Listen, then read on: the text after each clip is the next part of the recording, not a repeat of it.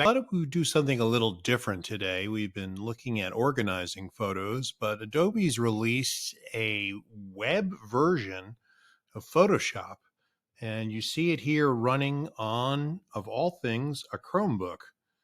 Now, this is also a Snapdragon-based Chromebook rather than one that's running an Intel or an AMD PC-style chip. So up till now, these have been unable to run any sort of Adobe products outside of Express, which is also web-based. So I thought I'd take a look and see how this works. And frankly, it's very much like Adobe's normal desktop Photoshop. You have the same types of controls.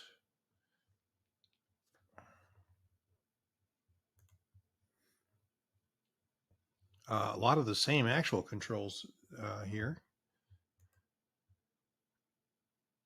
You can do layers. You can actually put the whole layers panel out here and just work on it the way you would normally.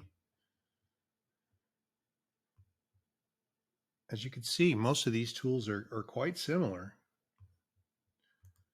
Here, for example, is an old black and white guy's favorite, levels. And you can do the old zone system trick of setting your highlight point and your dark point. It's not exact there, but what I want to show you is that these tools work, and they work fairly rapidly, again, on a Chromebook.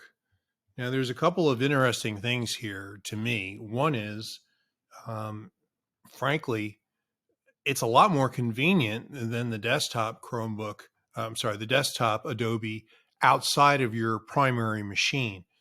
I have a machine in my home office that's a 16-core desktop, and I have a similar machine in my office, and those are my primary Adobe machines. And of course, it runs much faster there than it does on a little Chromebook running a Snapdragon, which is normally a chip used in smartphones. But when I bought this Chromebook to replace a Microsoft Surface laptop, which also had a decent chip in it, Adobe, at least under my plan, limits you to 2 machines at a time.